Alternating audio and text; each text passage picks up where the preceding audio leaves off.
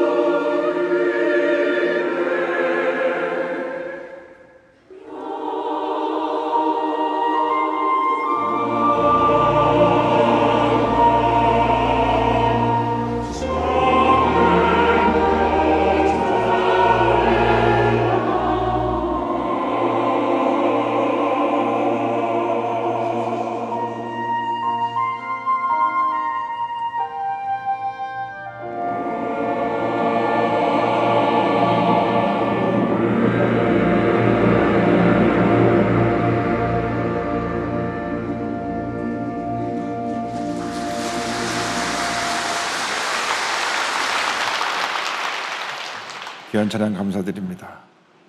인사 나누겠습니다. 오늘은 참으로 좋은 날입니다.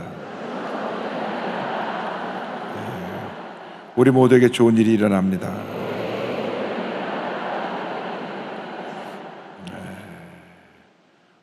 오늘은 로마서 6장 12절 이하의 말씀을 가지고 의에 종된 은혜로 로마서 강해를 계속 진행해 나가겠습니다.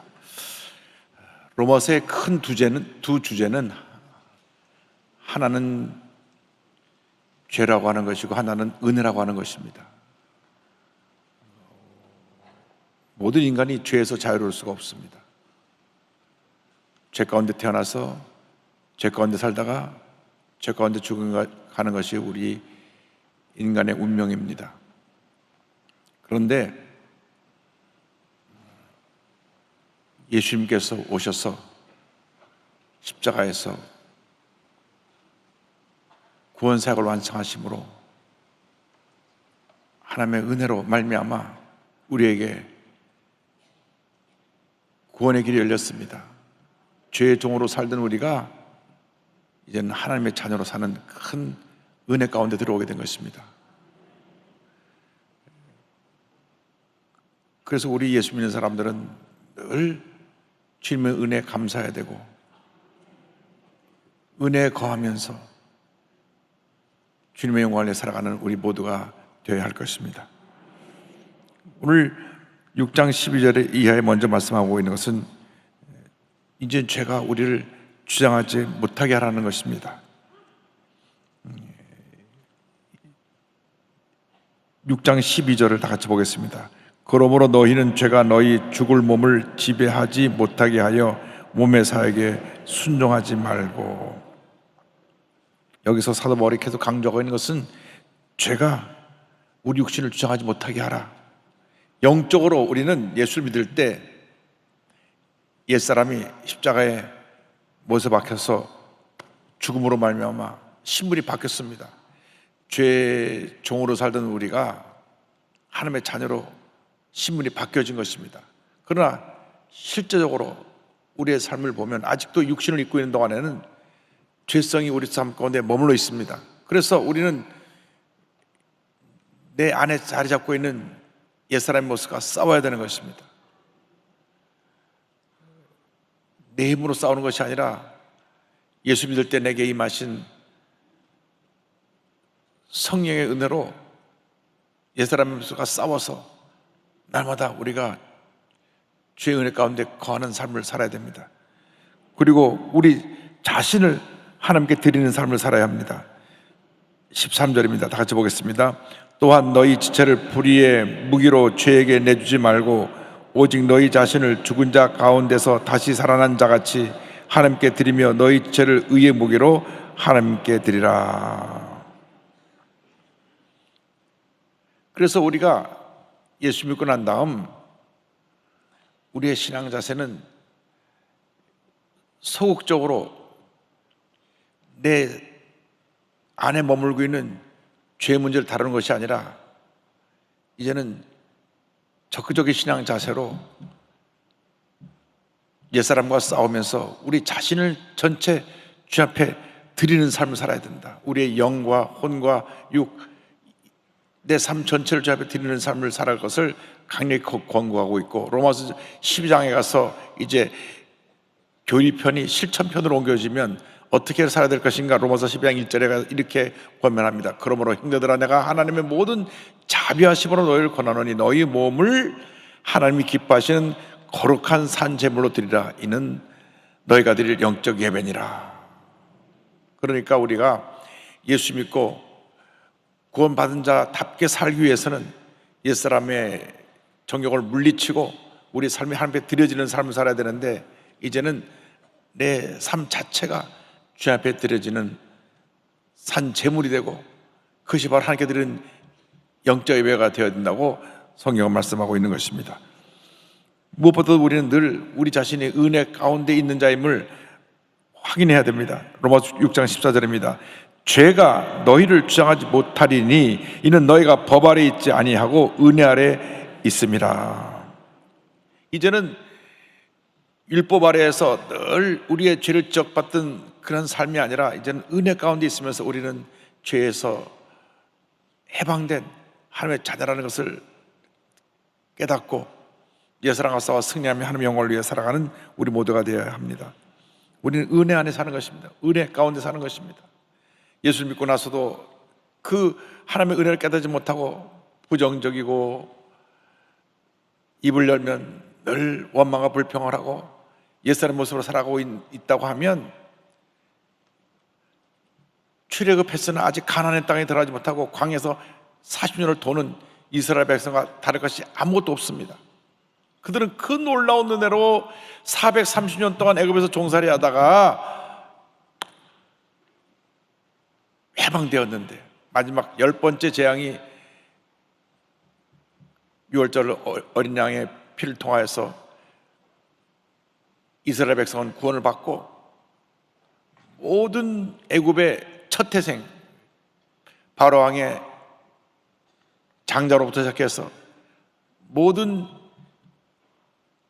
애굽 사람들의 가축의 수컷 첫 태생까지 다 죽임을 당한 그 6월절 어린 양의 기적을 체험하고 저들이 해방받아 약속의 땅 가나안으로 가게 되었는데, 이 어린 양의 피는 바로 십자가에서 온 인류의 죄를 짊어지고 돌아가신 예수 그리스도의 그 피의 희생을 상징하는 것인데, 그래서 저들이 가나안 땅으로 이제는 그 은혜에 감사해서 하나님을 찬양하고 감사하며 긍정적인 믿음으로 전쟁에 나갔다라면은 그냥 한 달이면 넉넉히 가고도 남을 그런 거리를 그들이 앞에 홍해가 가로막혔을 때 불평을 하고, 홍해를 갈아서 광야로 들어가니까 너 물이 없다고 불평을 하고, 입만 열면 불평을 합니다. 물이 없다, 고기가 먹고 싶다. 하여간 저들이 광야에서 계속해서 옛사람에 머물러 있었기 때문에 그들이 그 옛사람의 모습을 해결하지 못해서 광야에서 돌고 또 돌고 또 돌고 또 돌다가 다 죽고, 여호수아 갈렙을 제외한 모든 20세 이상의 장녀들이 다 죽고 그 자녀들만 가나안 땅에 들어가게 된 것입니다. 그런데 우리도 똑같이 지금 그런 생활을 하는 분들이 있습니다. 예수 믿고 날마다 주님에 감사합니다, 감사합니다 살아야 하고, 그것이 우리의 삶의 본분이고 넘치는 감사로 주님의 은혜 가운데 살아야 되는데, 자꾸 옛사람에 머물러 있어서 예수 믿으면서도 불평하고 원망하고 부정적으로 생각하고 부정적으로 말하고 부정적으로 행동하기 때문에 끊임없이 광야 생활을 하고 있고 문제 가운데 갇혀 있는 분들이 있습니다. 여기는 없지만 저쪽 가면 몇 사람이 있어요. 그래서 신앙생활 하면서도 늘 자신의 갈등의 문제를 해결하지 못합니다. 광야에서 돌고 있는 것입니다. 빨리 이러한 모습을 탈피해야 되는데, 그 탈피하는 방법이 뭐냐? 옛사람을 벗어버리는 방법이 뭐냐? 그게 바로 성령 충만입니다. 그러니까 예수 믿을 때 성령께서 우리 마음 가운데 들어와 계신 성령의 내주하심, 이것이 다시 성령의 두 번째 사역, 성령의 충만하심으로 우리에게 임해서 옛사람 문제를 해결하고 믿음으로 나가는 그런 성령 체험을 해야 되는 것입니다. 그래서 우리가 성령 세례 받고 방언을 말해야 된다고 말씀드리는 것은 구원의 두 번째 사역, 성령 충만의 사역을 통해서 우리가 이 옛사람의 모습을 이기기 위해서 반드시 성령 충만 받아서 이제는 죄의 종에서 완전히 해방되어 의의 자녀로 살아가는 우리 모두가 되어야 합니다. 그래서 죄의 종에서 해방되어 의의 종이 될 것을 이제 15절 이하에 말씀하고 있습니다. 자, 15절 보겠습니다. 그런즉 어찌하리요? 우리가 법 아래 있지 아니하고 은혜 아래 있으니 죄를 지으리요? 그럴 수 없느니라. 이미 우리는 은혜 아래에 있는 자인 것입니다. 이미 이스라엘 백성이 출애굽한 것입니다. 과거에서 떠난 것입니다. 그런데도 마음은 그대로 과거에 머물러 있기 때문에 그들이 입만 열면 불평하는 것입니다. 그러니까 예수 믿으면서도 주인이 둘이에요.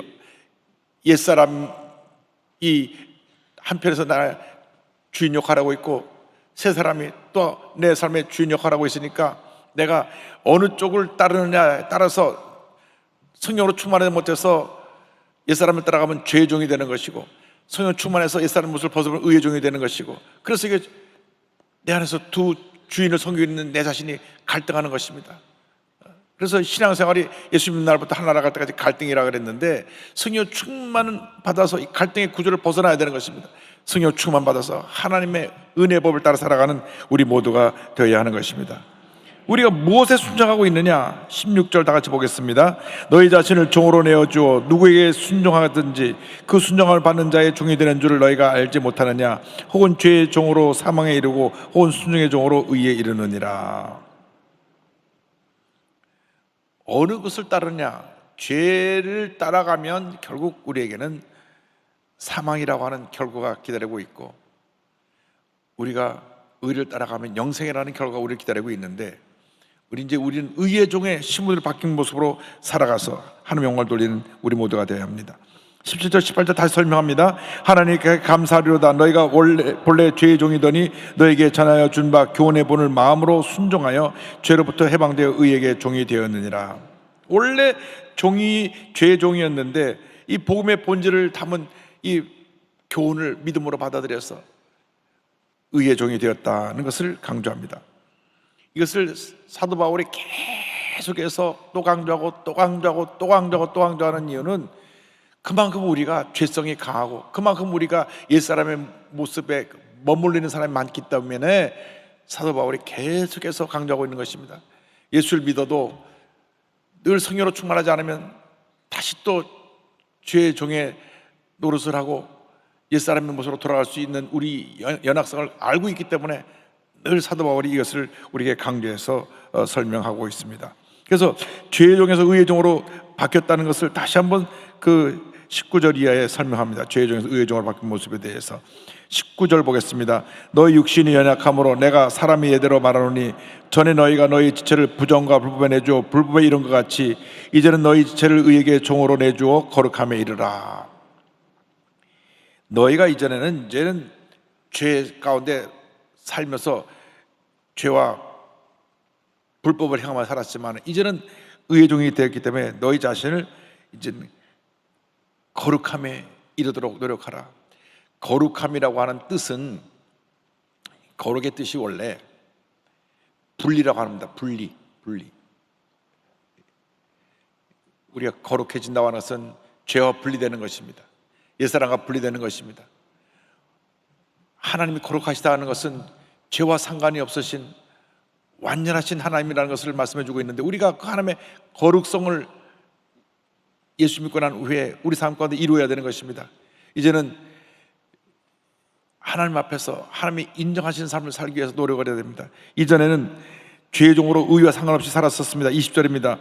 너희가 죄의 종이 되었을 때는 의에 대하여 자유로웠느니라. 죄 가운데 살다 보니까 의와 상관없이 살았다 그 말입니다. 그러나 이제는 그 죄로 인해서 너희에게 기다리고 있는 것은 사망이라고 하는 형벌을 받게 기다리고 있는 것이 없다. 21절입니다.